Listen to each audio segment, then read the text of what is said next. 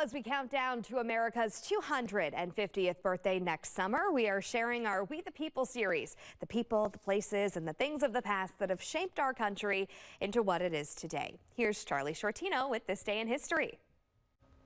Hello again on this day, October 31st. Back in 1913, Uw-Madison held its first official homecoming parade. Just like it does now, the parade moved through downtown Madison. These are some pictures from the alumni magazine from back then.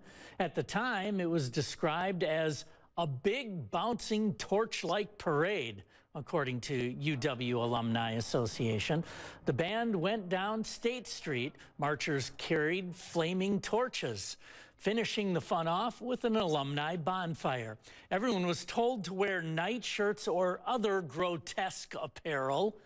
There was a more informal gathering the year before that, but the 1913 parade was billed as an innovation, and the tradition of homecoming parade has continued to this date, with the parade being held earlier this month.